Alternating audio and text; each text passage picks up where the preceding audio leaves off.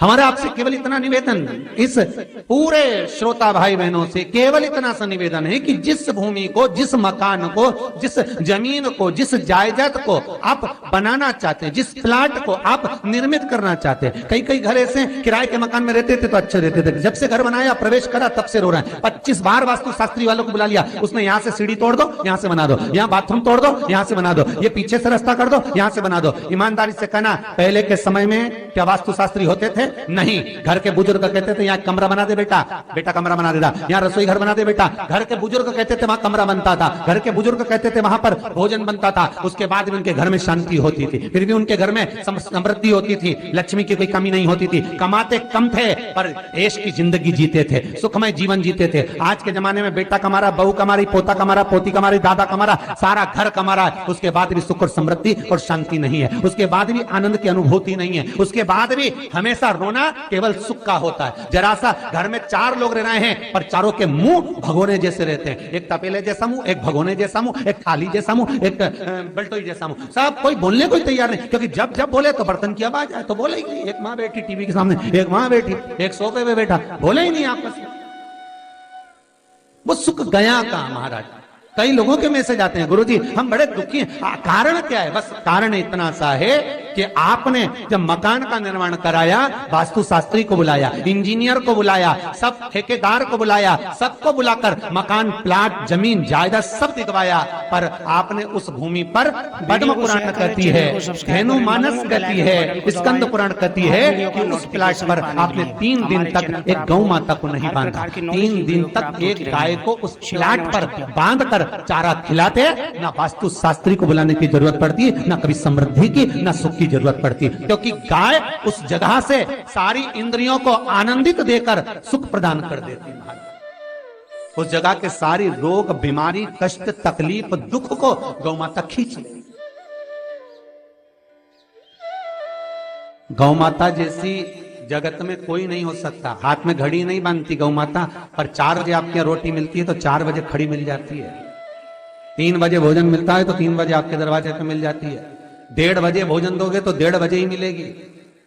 1:20 पे दोगे तो 1:20 पे ही मिलेगी। कोई घड़ी नहीं बांधती, फिर भी समय पर आ जाती है। क्यों?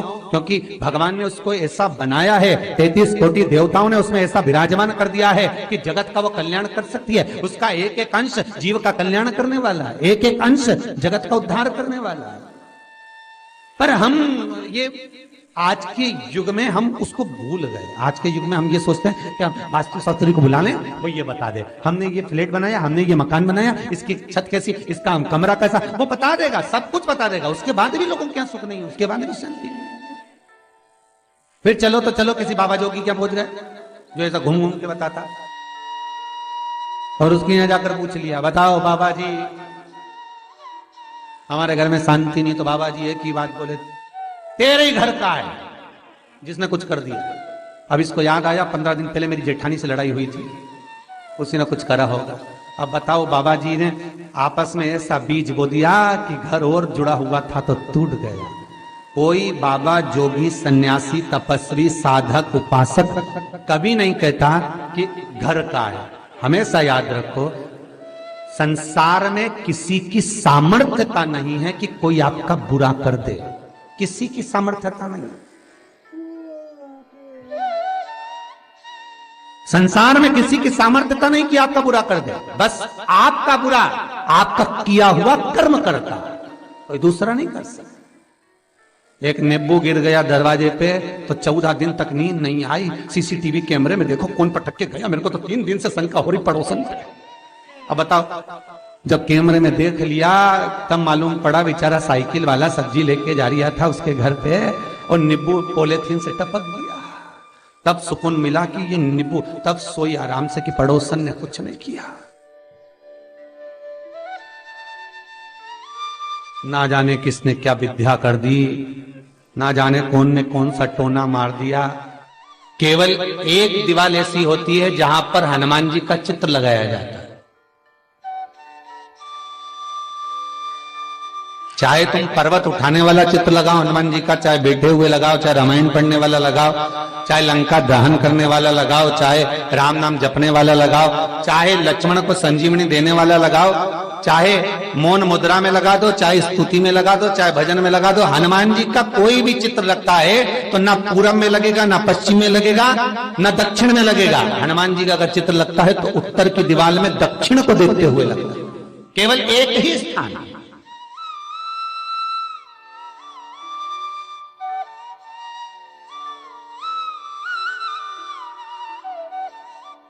जैसे पूर्वजों के चित्र को, पितरों के चित्र को, गए हुए हमारे जीवों के चित्र को दक्षिण में विराजमान किया जाता है, उसी तरह हनुमान को उत्तर में विराजमान कर कर दृष्टि दक्षिण में कर दी जाती है।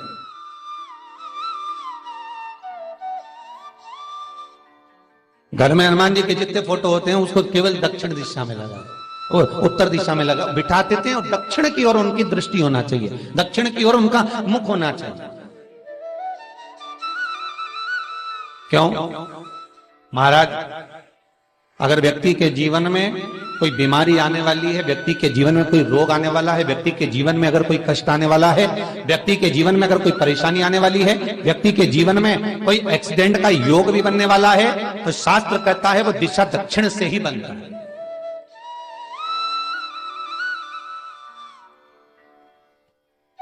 ये दक्षिण जो दिशा है ये यम की दिशा है। यहां संपूर्ण परिवार के साथ यमराज अपने आनंद में निवास करता है, यम दिशा। और जब हमारे घर में, हम ये नहीं कह रहे कि आप हनुमान जी का फोटो लगाओ, हम ये भी नहीं कह रहे, आपके घर में हो और आपने अगर विराजमान कर रखा है किसी दिशा में, तो हमारा तो निवेदन रहेगा, अभी तक आपने अगर जैसा रखा पर एक बार दिशा बदल कर देखना कि रोग, बीमारी, कष्ट, दुख, तकलीफ में आपको लाभ मिला कि ना मिला। हनुमान जी ने केवल दक्षिण दिशा की ओर अगर मुख कर हमने विराजमान कर दिया, फोटो ही विराज दिया। हम ये नहीं कहेंगे आपसे कि आप बाजार से फोटो खरीद कर लाओ फिर लगाओ, नहीं, आपके घर में हो तो आप लगा दीजिए, आपके घर में हो तो विराजमान करें। वीडियो को शेयर करें, चैनल को सब्सक्राइब करें, बगल में बेल आइकन बटन। अच्छा, कितनी विपरीतता है वो भी आप जरा जानिएगा महाराज, नमस्तुभ्यम कि शंकर भगवान के ऊपर जो जल चढ़ाया जाता है उसकी जलाधारी उत्तर में जाती है। कई लोगों को तो आज भी तुलसी उतारना तक नहीं आता कि तुलसी का दल कैसे उतारा जाता है। वीडियो को शेयर, कई जगह तुलसी के क्यारे के नीचे शंकर जी का शिवलिंग रख दिया जाए। नहीं है ध्यान, चैनल पर आपको हर प्रकार के उपाय की वीडियो प्राप्त होती रहेंगी। साथ ही कमेंट में शिवाय नमस्तुभ्यम जरूर लिखें। भगवान शिव का जो जल जा रहा है वो उत्तर की ओर जा रहा है, और हनुमान जी को उत्तर में विराजमान कर मुख दक्षिण की ओर कर दिया गया। क्यों? प्रबल दिशाओं में उत्तर और दक्षिण, महाराज ये जो दो दिशाएं, इनको साधने के लिए कोई देवता आगे नहीं आता। अगर इन दिशाओं को कोई साधने वाला है तो केवल एक देवाधिदेव महादेव ही हो सकता है। काल का हरण करने वाला वो महान काल ही हो सकता है। सब्सक्राइब करें, बगल में बेल आइकन बटन को दबाएं। हर वीडियो का शंकर का ही एक अवतार है हनुमान जी महाराज, रुद्र इसी प्रकार की वीडियो प्राप्त। हनुमान जी से कहा तुम दक्षिण की ओर दिशा पर संभालिए। शिव जी कहते हैं मेरा जल जब उत्तर की ओर जाएगा तो इस दिशा को मैं संभालूं, चिंता ना करिए। किसी लड़का और लड़की का विवाह नहीं हो रहा, 30 साल हो गए, 32 साल हो गए, 34 साल हो गए, लड़का लड़की का विवाह ही नहीं हो रहा। बहुत टेंशन है माता पिता। कोई मंगली है, कोई मांगलिक है, थोड़ा ढीले कम करो, प्लेन रखो। कोई मांगलिक है, कोई मंगल है,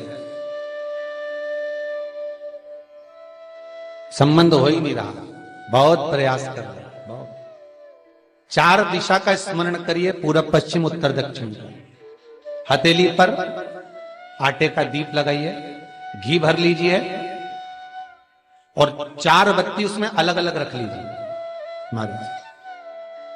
थोड़ा सा पीला चावल हल्दी में कर उसमें डाल लीजिए। जो लड़का और लड़की का विवाह करना उसी के हाथ में देना है। और देव उठनी एकादशी के दिन, जिस दिन देवता उठेंगे, जिस जगह पर तुलसी शालिग्राम का आप पूजन करते हो, गन्ने के नीचे, ईख के नीचे तुलसी का क्यारा रखकर पूजन करते हो, वहां पर भगवान शिव और भगवान नारायण का नाम लेकर उस दिए को रगवा दीजिए और वहीं पर हल्दी का तिलक उस लड़का या लड़की का कर दीजिए और उसके हाथ में थोड़ी सी हल्दी लगा दीजिए। महाराज 2.5 महीने 3 महीने तो बहुत हो गए, उस बच्चा और बच्ची का विवाह पक्का हो जाए। वीडियो को शेयर करें, चैनल को सब्सक्राइब करें, बगल में बेल आइकन बटन को दबाएं हर वीडियो का नोटिफिकेशन पाने के लिए। मेरे चैनल पर आपको इसी प्रकार की उपाय की वीडियो प्राप्त होती रहेंगी। शिवाय नमस्तुभ्यम।